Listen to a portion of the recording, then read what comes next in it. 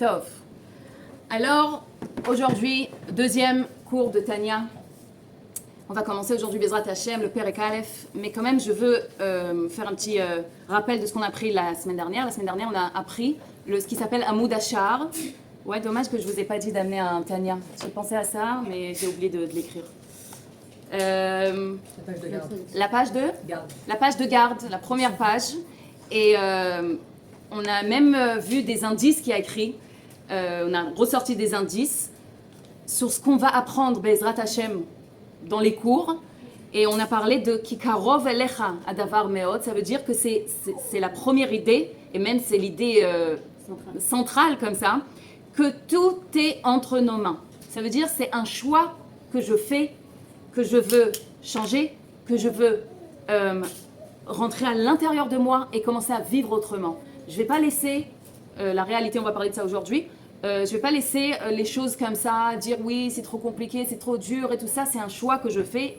Et même après, on nous a dit comment on change, comment on commence à s'identifier de plus en plus avec mon âme divine. C'est la continuité de ce pasuk. Beficha uvilvavcha la'asoto. Ça veut dire quand je vais commencer en fait à contrôler les habits de l'âme, qui sont la pensée, la parole et l'action, si je vais les contrôler, donc tout le reste, ça y est. C'est que ça. Mais bon, on va apprendre évidemment comment le faire. Est-ce que tu peux redire la phrase Beficha, la suite du Ah, Beficha, Kikarov Elecha Adavar Meod, Beficha uvilvavcha la'asoto. On a parlé aussi de le chemin qui était court et long, et on a compris qu'on ne veut plus chercher des raccourcis. On a décidé que ces raccourcis-là, peut-être, ça nous amène rapidement au but, mais même peut-être ça ne nous amène pas vraiment au but qu'on voulait, mais que surtout, le chemin, c'est le but. Donc c'est dommage même de faire un chemin court, parce que le chemin, Zeh Ha'inyan, c'est le but. Maintenant, Baruch Hashem B'Sha'at Tova, on va commencer donc le Perek Aleph de Tanya. Je vais dire quand même encore un petit truc. Vous savez, j'ai hésité à étudier. Il y a ce qui s'appelle Hakdamat Amelaket. La Hakdama, c'est comme dans un livre, des fois, l'auteur, il écrit comme Le préambule, non? un petit truc au début, genre pour dire quelque chose de son cœur. Donc là, le Admor Hazaken, il dit Hakdamat Amelaket. Ça veut dire le... Hakdama, comment on dit? Le préambule, non? Le préambule. Là, c'est écrit préface. Ok, la préface de celui qui a cueilli, Du compilateur. Recueil. que celui qui a recueilli. C'est-à-dire même pas, il dit pas de l'auteur. Encore une fois, il a juste cueilli. C'est-à-dire c'est pas moi qui ai écrit. Encore une fois, c'est une anava, mais pas une anava de sheker, une vraie anava qui vient d'un bon endroit. Et je voulais qu'on étudie ça, mais après je me suis dit c'est pas grave, on va aller direct au Tanya. Mais quand même, je voulais dire un truc ici que l'Admor Zakan dit. Akdamat Amelaket. Non, alors pardon, parce que c'est écrit la préface du Rabbi Lubavitch et ensuite c'est écrit introduction au Tanya. Donc c'est plutôt. Alors, introduction au Tanya. והיא איגרת השלוחה לכללות אנשי שלומנו.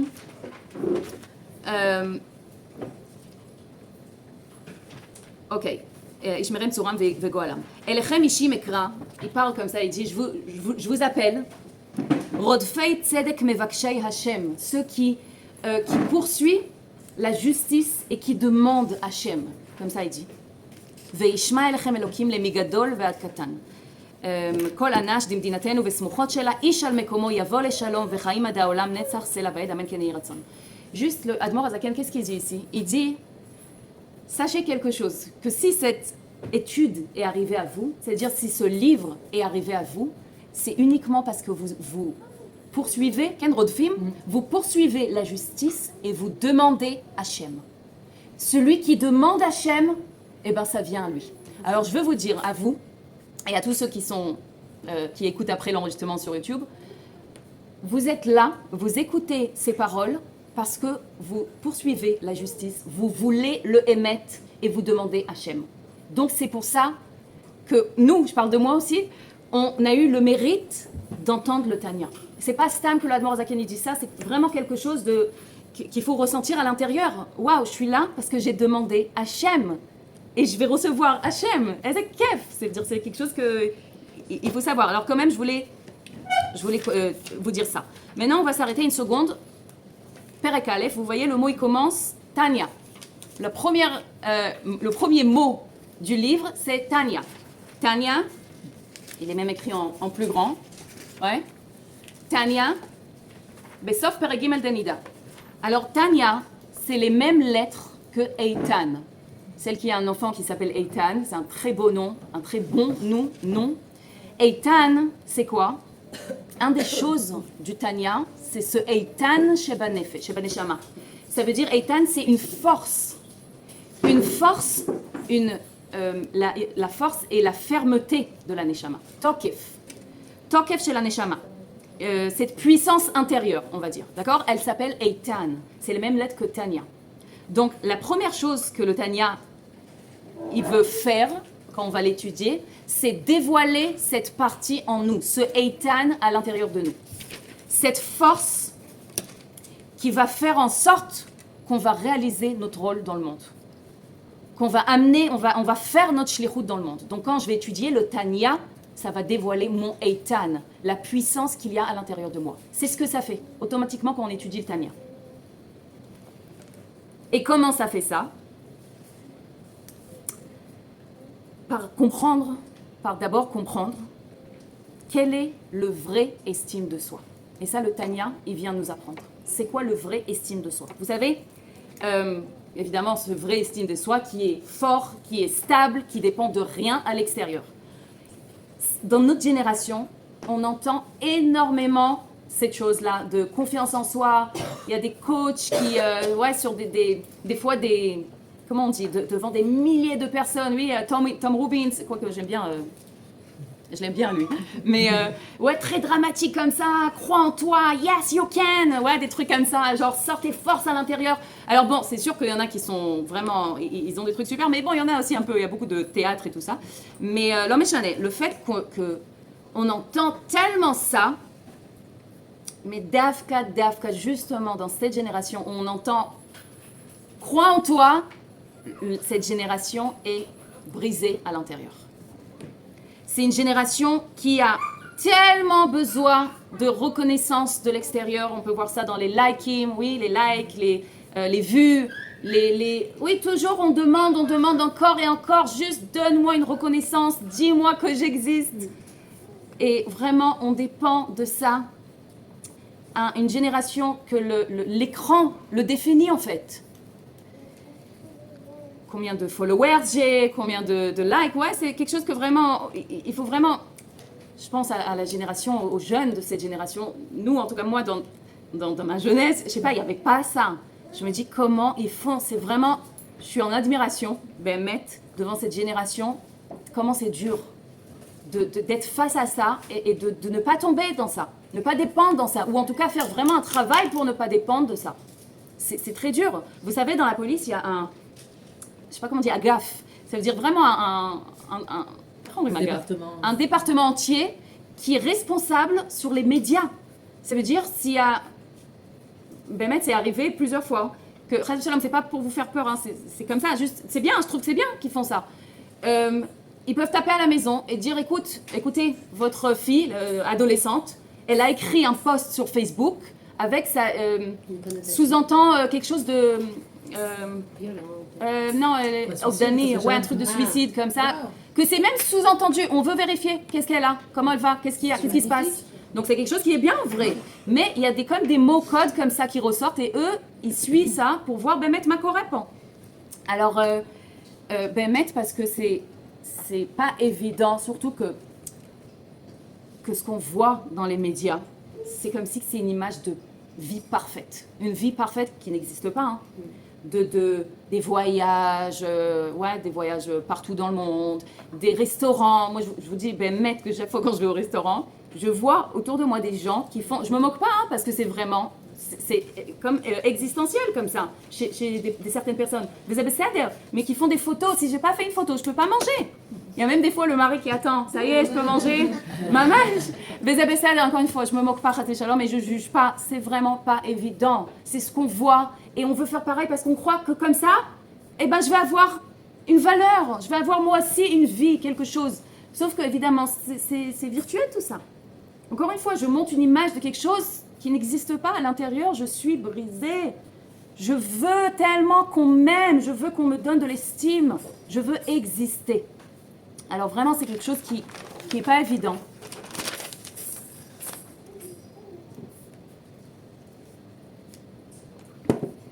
parce qu'en fait, quand je...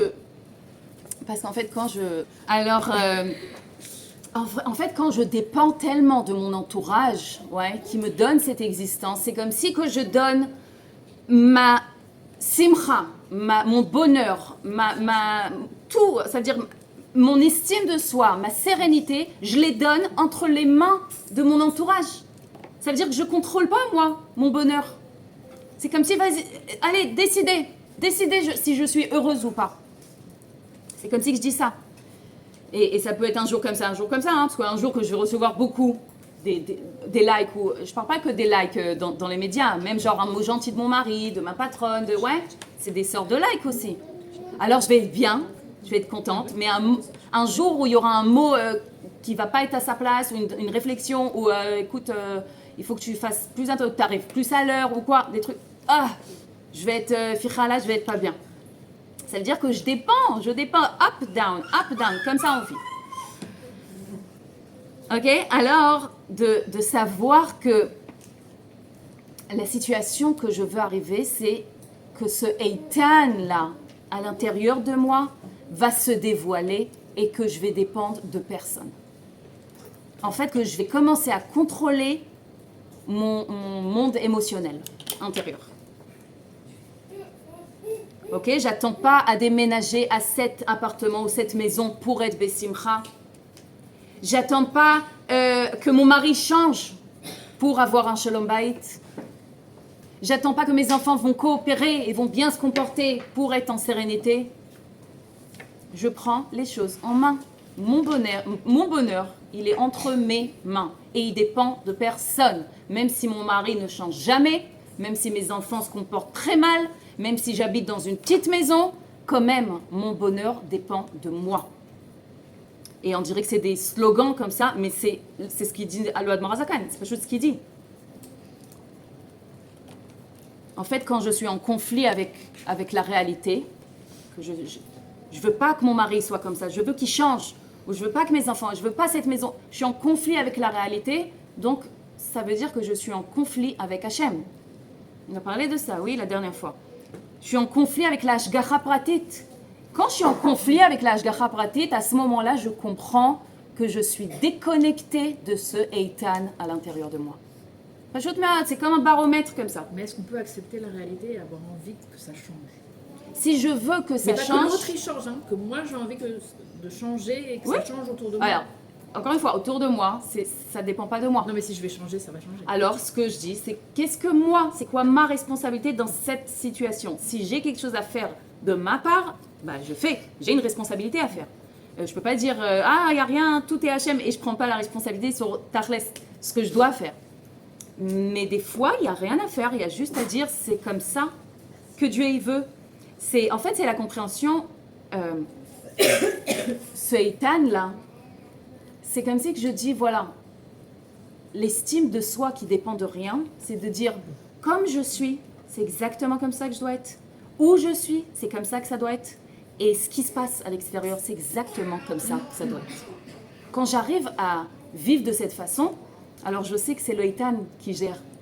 Je sais que c'est lui qui gère. Pachout mode. C'est pas très pachout, hein, mais c'est voilà. Donc, Perek Aleph, le Admor HaZaken nous prend à un voyage, il commence le voyage, à commencer à connaître notre intériorité et à apprendre quoi, qu'est-ce qu'il y a à l'intérieur de nous, de comment on est construit, qu'est-ce qui se passe, et on va commencer à connaître ses forces à l'intérieur de nous. Même je sais qu'on a parlé beaucoup dans les cours du mercredi, on a fait beaucoup de cours, mais quand même, voilà, comme j'ai dit tout à l'heure, que tout est Bashgar Pradit et on recommence une étude. C'est pas, vous savez, c'est comme Tama, projet Tama, non? Vous connaissez? Les immeubles, on renouvelle. En fait, c'est pas on renouvelle, on vérifie si les fondations sont bien. Puisqu'ils vérifient déjà si les fondations sont fortes, alors on fait déjà aussi de la cosmétique, genre les trucs extérieurs, on fait des chipoutines, on fait des... Ouais. Donc, encore une fois, étudier ça, c'est pas chaud de vérifier encore une fois si les fondations, ils sont bien. Mais ce que ça fait, sur le passage, quoi, de toute façon, ce que ça fait, c'est que ça nous embellit quoi à l'intérieur encore plus et encore plus, on dévoile encore plus des forces. Il y en a même qui font ils disent puisqu'ils font tout ça, donc on va faire la cuisine, c'est déjà, on rajoute un truc, donc voilà, si déjà on recommence une étude dès le début comme ça, donc c'est le moment de faire un shipoutz comme ça, de comment je me perçois, de comment, encore une fois, de recommencer. Comme un audit. un audit? אודית, לא אודית, מיסוי וזה, את יודעת, בחברות שבודקים את הדוחות וכל הדברים האלו. לא? Non. Ils font l'état des lieux, genre. Ouais. Ah ok, הערכה, ok. C'est pas comme ça, maintenant? Non. Alors, c'est pas que maintenant on va dévoiler les forces et ça y est, on va changer, mais c'est comme si que, voilà, on va dévoiler des forces et on va faire comme un sevrage sur un sujet. Sevrage, Mila. Sevrage, qu'est-ce que j'ai dit? Sevrage. Ah, sevrage. Un sevrage. Quoi? Ça ressemble, sevrage ou sevrage. C'est un mot difficile. Ça. Regarde, sevrage, tu sais. Ah, d'accord. C'est enlever Pas la dans ce dépendance, contexte. en fait, c'est ça? En fait, c'est les gamelles, mais à clot. Un sevrage de cette galoute intérieure, j'ai envie de dire. De dépendance, de dépendre de chaque chose, de dépendre de comment je trouve mon corps, de dépendre de comment je trouve qu'une famille doit être, de dépendre de chaque chose qu'on a. Donc encore et encore et encore jusqu'à que vraiment on va faire ce sevrage de notre galoute intérieure et on va arriver à une stabilité mentale. Que pas quand c'est bien, alors waouh, et quand c'est mal, alors down, ouais, c'est en fait tout ce qu'il y aura, ça va me faire ni chaud ni froid, pas parce que je suis devenue un robot, parce que, et on va prendre ça dans le Tanya, hen velav shavim, oui et non, c'est égaux, égal, égaux. C'est égaux, pourquoi? La main? Parce que tout est Dieu.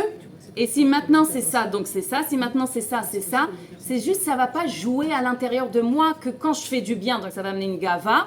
Et quand je vais faire une erreur, eh ben je vais tomber. Ce qu'il y a, c'est la Hashgacha Pratit et ce Eitan, il nous tient. Ah, c'est bien, c'est comme Otiot Eitan. Ok, alors, voilà, essayez à la maison de penser sur un petit endroit que vous avez un point dans votre vie, sur un sujet, que vous savez que là-bas, vous avez besoin d'un sevrage, que là-bas, je sais que, voilà. Essayez juste de l'amener à votre attention et de se dire, je vais essayer de me sevrer de ça. Arshav. Oui, je voulais dire aussi quelque chose que chacun a reçu un cadeau d'Hachem. Ça veut dire quoi un cadeau? Chacun il a une force spéciale, un don, et même pas un don, parce qu'il y en a qui me disent même, je sais pas, j'ai aucun don, j'ai pas de don. Donc Hachem il m'a pas donné de cadeau. Tu aimes quelque chose? T'es attiré vers un domaine? Oui? Eh ben c'est ça le cadeau que tu as reçu. C'est ça la lumière que tu as reçue. Et cette lumière-là, c'est une abondance divine qui veut juste sortir de moi à l'extérieur. Elle est venue, elle est donnée à moi pour que ça sorte à l'extérieur. Et qu'est-ce qui empêche de ça, que ça sort à l'extérieur? Il y a quoi qui empêche?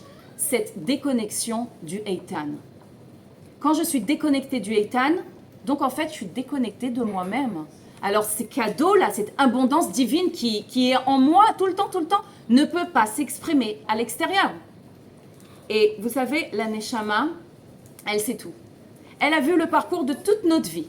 Donc elle sait exactement ce qu'on doit faire dans notre vie. Elle sait c'est quoi notre shlichut. Et comment elle me dirige, la Neshama, puisqu'elle sait tout, elle doit me diriger. Elle a reçu le rôle de me diriger dans la vie, c'est son rôle. Comment elle me dirige, vous savez? Comment elle communique avec moi? Avec mes volontés. Si j'ai une volonté pour quelque chose, c'est que ma shlichut, elle est là-bas. Alors on va dire, oui, mais des fois j'ai des volontés pour des choses pas bien ou quoi. Évidemment que moi je parle que cette volonté doit être, d'après la halacha, la Shulchan Aruch, oui, ça ne peut pas être quelque chose qui vient contre, mais il faut que je fasse le tri là-bas dans cette volonté. C'est quoi exactement dans cette volonté que je veux? Par exemple, une fille qui chante bien, ou une fille qui danse très bien, c'est un cadeau qu'elle a reçu d'Hachem. C'est pas Stam.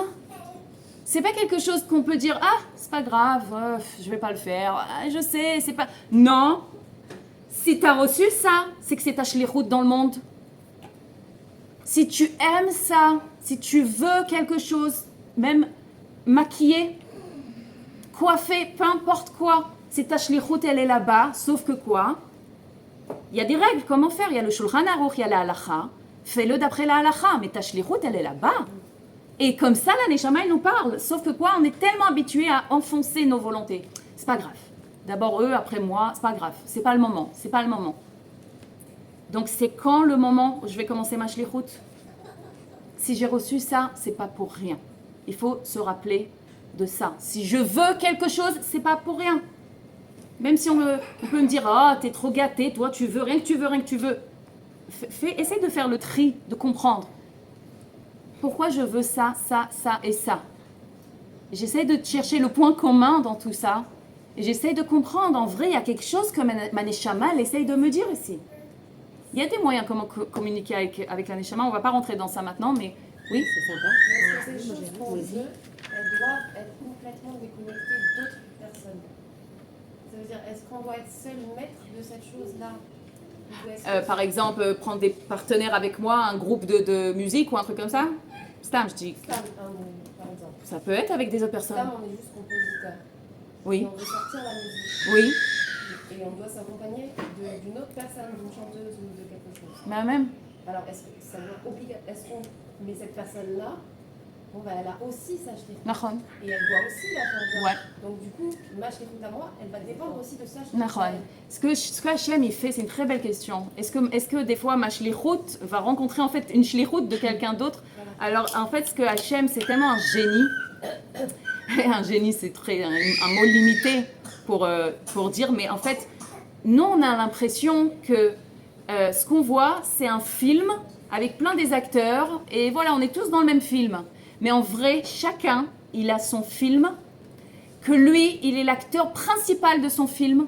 Ce que Hachem, il fait, c'est qu'il y a cette harmonie, cette symbiose entre les films, et qu'on a l'impression qu'on est ensemble. Mais en vrai, chacun, il a sa shlichut. Peut-être on va se mettre ensemble avec quelqu'un pour faire cette shlichut ensemble, mais moi j'ai ma part dans ma shlichut. Je suis l'acteur principal et j'ai la responsabilité sur ma shlichut. Même si c'est ensemble avec 1000 personnes.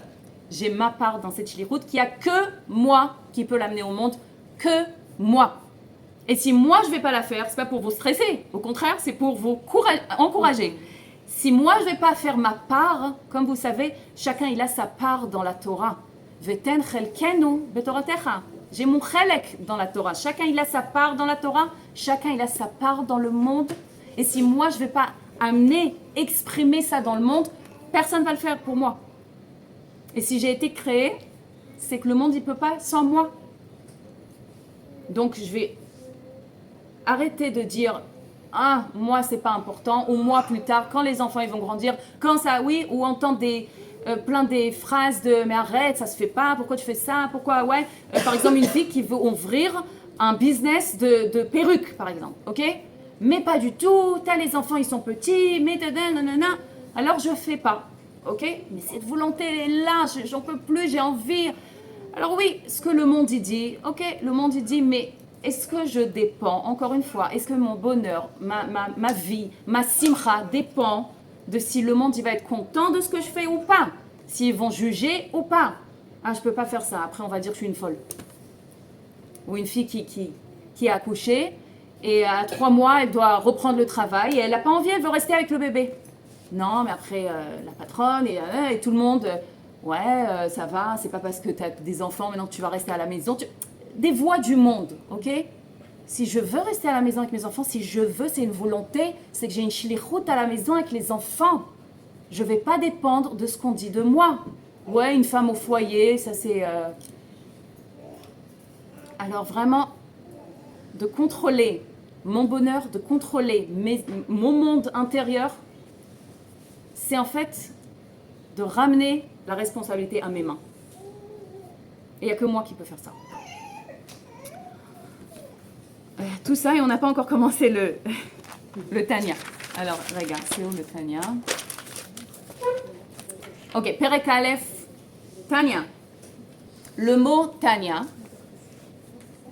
Le mot Tanya, qu'est-ce qu'il veut dire? Il veut dire on a déjà appris. Shaninu, kvar lamadnu. Ça, c'est le mot Tanya. Pourquoi on dit ça? Dans la Gemara. Braïta, ce qu'on dit Braïta.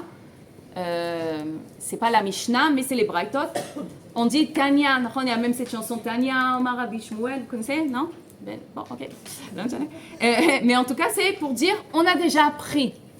Mazat Omeret, ça veut dire que tout ce qu'on va apprendre à partir de maintenant, sachez qu'on l'a déjà appris. Qu'on le sait déjà. On a appris, regarde, on le sait déjà, et que maintenant, alors si on le sait déjà, pourquoi encore? Parce que maintenant qu'on le réapprend, il faut amener ça, il faut en fait exprimer ça. Et où on a appris ça, comme vous savez tous, toutes, quand on était dans le ventre, on a appris toute la Torah entière, et avant de sortir, avant de naître, il y a le malach qui nous a donné un petit coup ici, c'est pour ça qu'on a ce petit creux là, un malach qui nous a fait en fait, chut, et il nous a fait oublier toute la Torah. Et quand je vous dis toute la Torah, c'est toutes les parties de la Torah, même les secrets de la Torah qu'on a appris avec ce malach. Je ne sais pas si c'est avec le malach, en tout cas, on a appris. Donc, la neshama, cette neshama, elle sait en fait, cette neshama de ce bébé, oui, qui vient dans le monde, qu'on était, elle savait tout, et au moment où elle naît, elle vient au monde, elle a tout oublié. Ça veut dire que toutes ces informations, toute cette connaissance, comme on dit, ouais, ça existe déjà à l'intérieur de nous. Build-in, c'est déjà dedans. Et nous, on doit juste le sortir de dedans à l'extérieur. Voilà, de le dévoiler en fait. On doit en fait, comme c'est que se souvenir, se rappeler de ce qu'on a appris déjà. Ça veut dire tout ce que je vais vous dire, vous le savez déjà en vrai. Et faites attention aussi que des fois, je suis sûre que vous allez être d'accord avec moi, que des fois on entend un truc et qu'on sent que c'est le Hémet et on dit je le connais déjà, je sais. C'est quoi je sais? Je le savais déjà. C'est comme si je savais ça déjà. Et quelqu'un m'a juste fait rappeler. Je sais, c'est le Hémet, je connais déjà ça. Je sais pas où je l'ai entendu, des fois on peut dire. C'est mamache comme ça.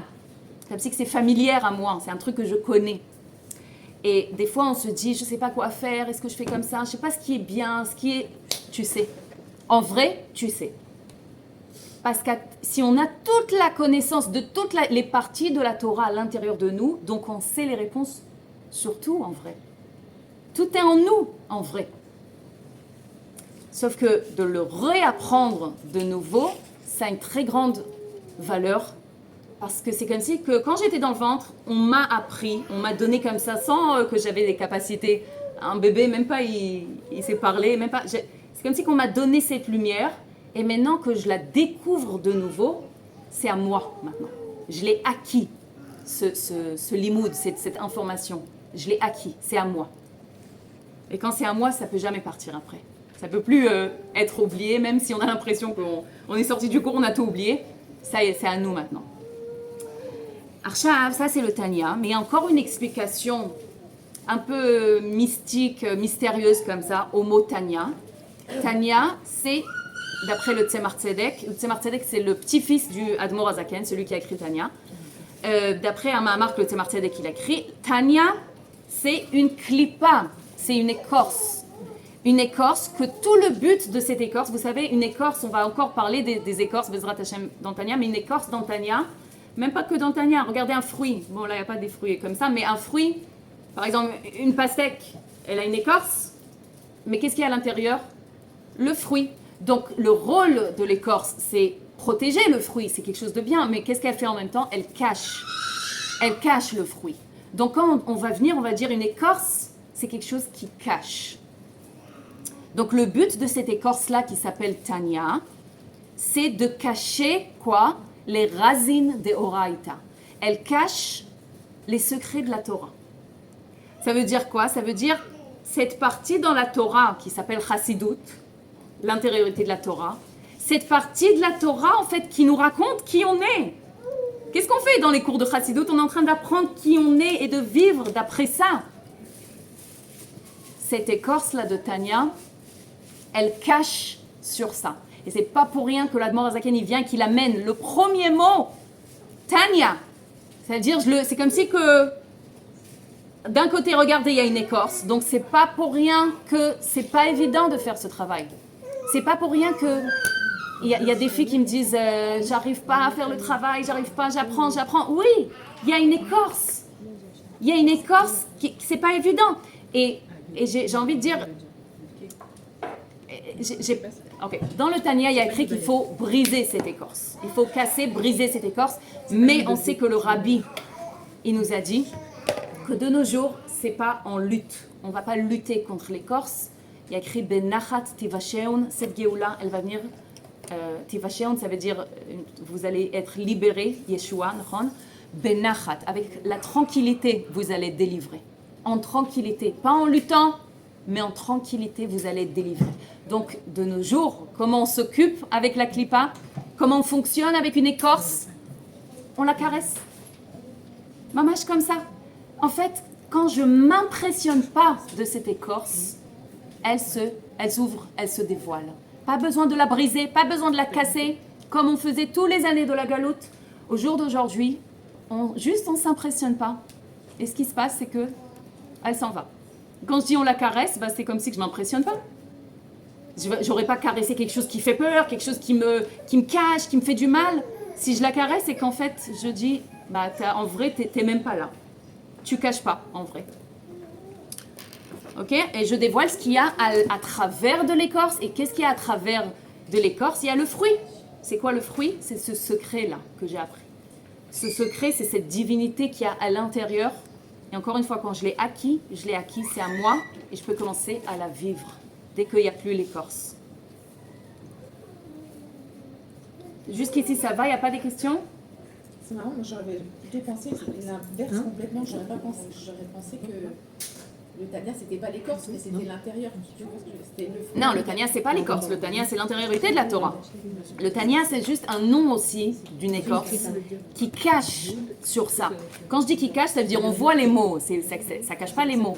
Mais ça va mettre comme une barrière entre moi et entre cette étude. Elle se trouve là, l'écorce, entre moi et entre le Tania, entre ce qu'on apprend. Et je dis, mais non, je veux arriver à là-bas, j'arrive pas. Oui, c'est normal que tu n'arrives pas. Il y a une écorce que tout son but, c'est de cacher ça de tes yeux, pas de tes yeux, mais de ta conscience, de la compréhension, de la connaissance, de l'identification. Alors, ne pas s'impressionner de ça. Ça veut dire que peut-être ça va me faire un petit balagan comme ça dans la tête ou quoi, je m'impressionne pas. Oui, des fois, cette étude, elle peut faire comme ça, bouleverser à l'intérieur. Ça peut être, comme on a dit dans les Shiputzim, ça fait un balagan. Quand on fait les travaux à la maison et tout ça, ça fait un balagan. Mais c'est un balagan qui est bien. Parce qu'après, tout est à sa place après. Donc, si je vais m'impressionner des Shiputzim, des travaux, travaille, parce que ces travaux, ça va t'amener une belle maison, ça va t'amener une maison forte, avec des fondations fortes. Donc, ne t'impressionne pas. Vis ce moment où il y a le balagan avec une tranquillité. Et au moins, tu vas kiffer et le chemin, et après la belle maison et ce que tu as acquis, en fait. Tanya besof perek gimel de nida, mashbi'im oto tehi tzadik ve'al tehi rasha. En fait, quand un bébé il vient au monde, on lui fait un serment, avant qu'il naît, on lui fait un serment, tehi tzadik ve'al tehi rasha. On lui dit, maintenant tu vas jurer, comme ça, que tu vas être un tzaddik et tu vas pas être un rachat. Déjà, il y a... si tu es un tzaddik, donc tu n'es pas un rachat. Pourquoi 2 fois?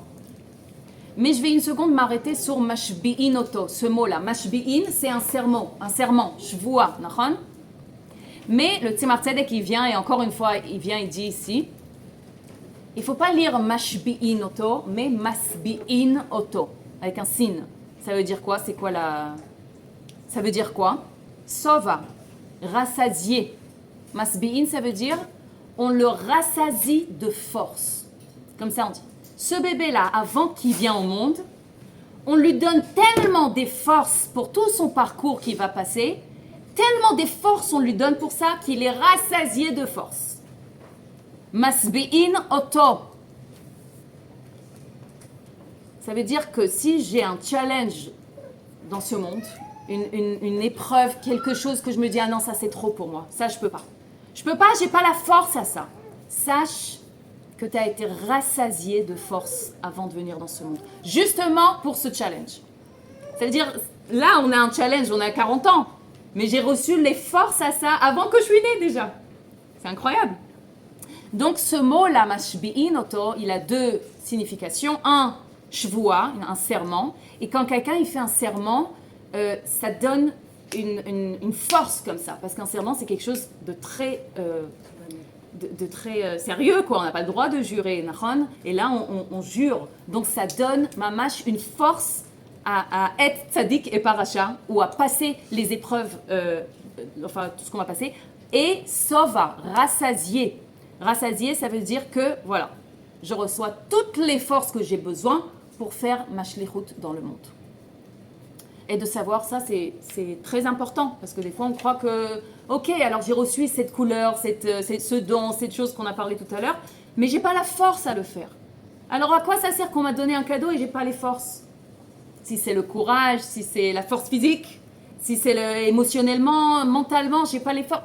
Sache, tu as reçu cette shlichut, mais tu as reçu aussi toutes les forces pour faire cette shlichut. Et quel rapport Tehi tzadik val tehi racha par rapport à ça, à que tu as fait un serment de faire ta shlichut et tu as reçu toutes les forces de faire ta shlichut? Quel rapport tzadik et racha? Tzadik, shehu matzdik et atachlit. Ça veut dire tzadik, c'est qui justifie en fait le but pourquoi il est venu dans le monde. En fait, lui, il a reçu ce cadeau et il applique. Et il applique. En fait, il exprime ce cadeau à l'extérieur, il fait sa shlichut dans le monde et il est appelé tzadik. Et Racha, Marshia, ça veut dire qui fait, je sais pas trop, il exploite pas son potentiel. Oui, voilà. Un rachat, c'est en fait tu exploites pas ton potentiel que tu as reçu. Tu as reçu quelque chose et non seulement tu vas pas exprimer cette chose dans le monde, mais tu vas prendre ces forces là que tu as reçues pour des choses pas positives. ואפילו כל העולם כולו אומרים לך צדיק אתה, ça c'est on continue. אפילו כל העולם כולו אומרים לך צדיק אתה, היה בעיניך כרשע. Même si le monde entier ils te disent waouh, איזה צדיק, איזה צדיקה tu es.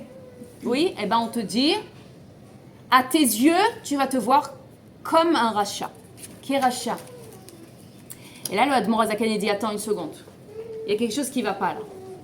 On te demande, parce que ça, c'est pas le Admor HaZaken qui dit, il amène d'une source de la Gemara, ok?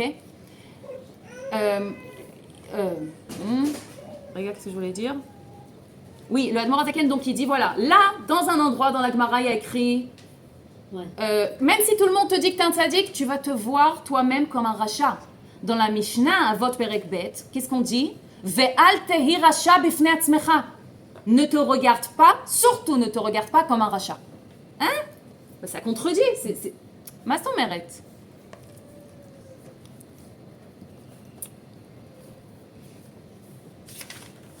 וצריך להבין דהתנן אבות פרק ב' ואל תהי רשע בפני עצמך, voilà, c'est ce qu'elle dit la Mishnah. וגם אם יהיה בעיניו כרשע, il continue l'Admor HaZaken et dit, si je vais me regarder comme un rachat, ירע לבבו ויעצב. En fait, je vais tomber dans une tristesse. Imaginez-vous quelqu'un qui veut faire bien, il veut servir Hachem, il veut faire bien. Mais qu'est-ce qu'on te dit? Non, regarde-toi comme un rachat. Qu'est-ce que ça va lui amener? Ça veut dire, je vais tomber dans une tristesse. Et on sait, et on va apprendre aussi dans le Tanya, dans les chapitres un peu plus tard, on va apprendre l'importance de la simcha, que c'est quelque chose de...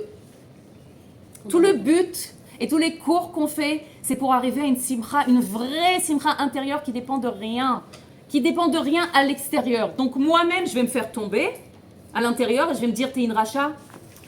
Alors que j'essaye de faire bien, je vais me faire tomber, je vais tomber dans une tristesse. Et l'importance de la simcha, vous savez justement, j'ai vu un petit truc comme ça que les clowns médicaux comme ça, vous savez, en fait celui qui a inventé ça, c'est quelqu'un qui avait une maladie qui s'appelle Nivun Shririm, que tous les muscles qui commencent à, en fait, à... Sorte de paralysie, quoi.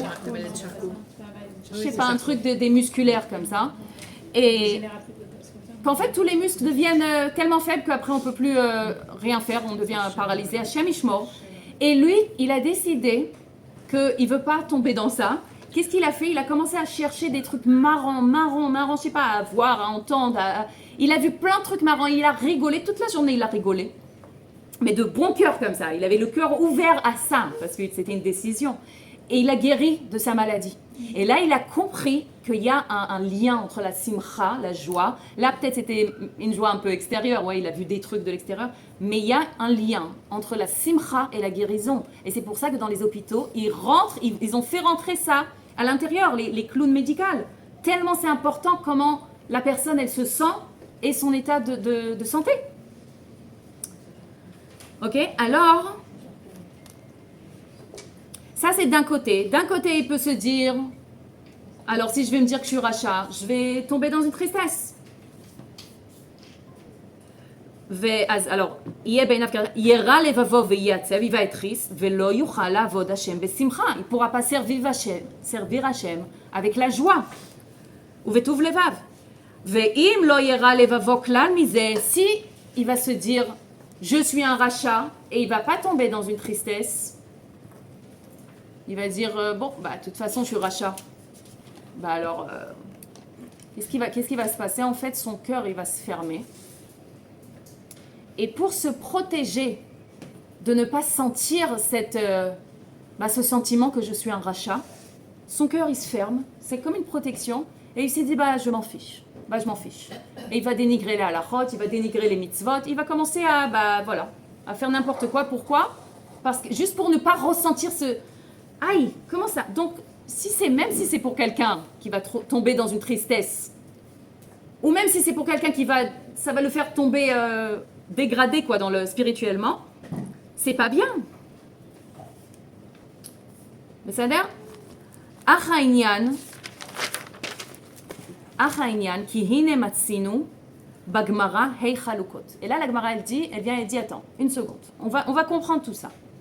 Là, c'est juste dans le premier Pérec, c'est comme si que l'Admor Azaken, il amène plein de questions, et après, il va commencer à répondre sur toutes les questions.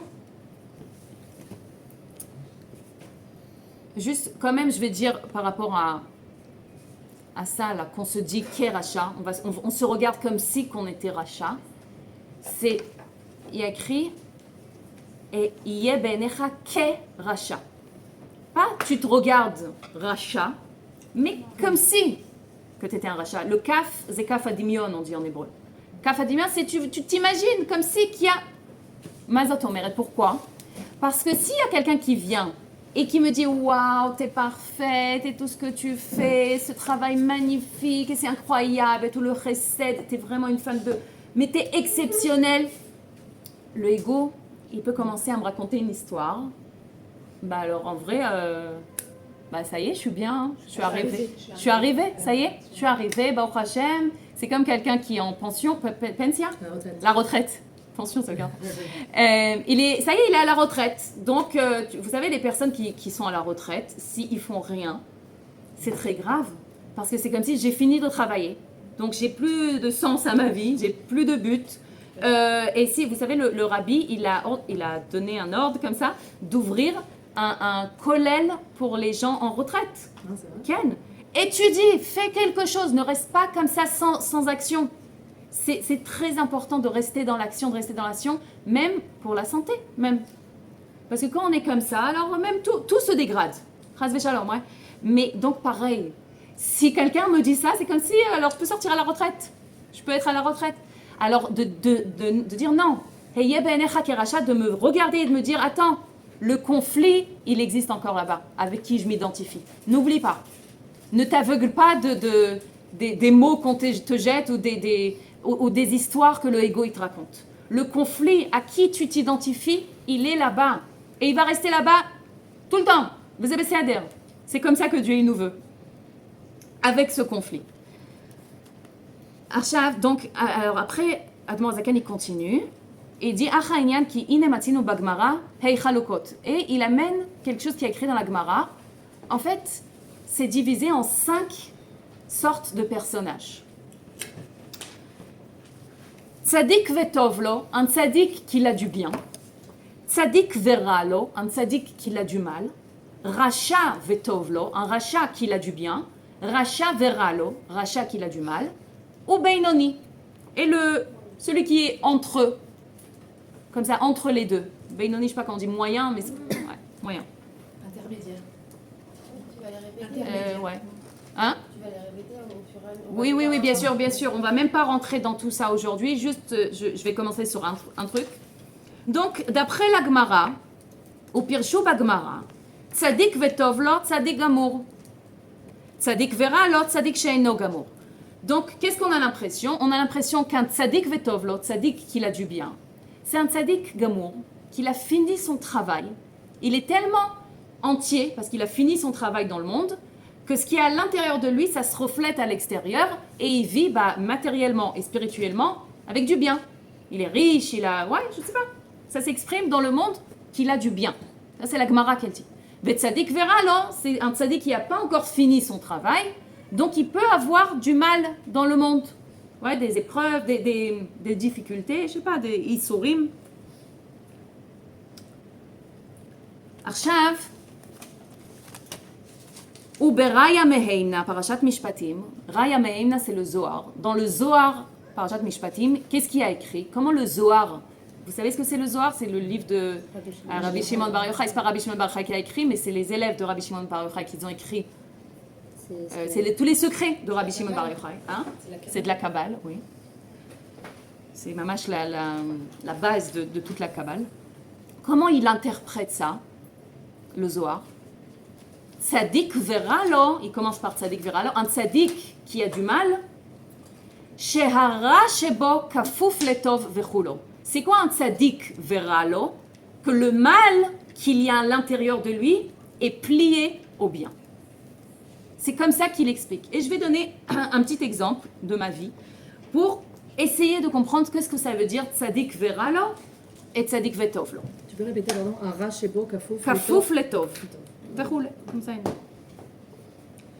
J'aime le chocolat. Mais j'aime le chocolat de façon qu'on... Je peux même pas vous décrire à quel point j'aime le chocolat. Je suis passionnée des damiels. Il y en a même qui me donnent des... Mais j'aime beaucoup. Je dis pas j'adore, parce que toujours quand je dis j'adore, mon mari dit on n'adore que Dieu. Donc, j'aime beaucoup le chocolat. Mais quand je mange un chocolat, je tombe. Physiquement, je sens cette tombée de sucre, mais vraiment, je sais pas, peut-être chez tout le monde c'est comme ça, mais moi je le sens très fort. Genre, je mange le chocolat, quelques minutes après, on me voit sur le canapé comme ça. Je peux rien faire, comme une hypoglycémie, mamache comme ça. Ça veut dire que ça me fait, mamache, du mal physiquement, mamache. Donc pour moi, de choisir le tov, choisir le bien, c'est quoi? C'est pas manger le chocolat, nachon?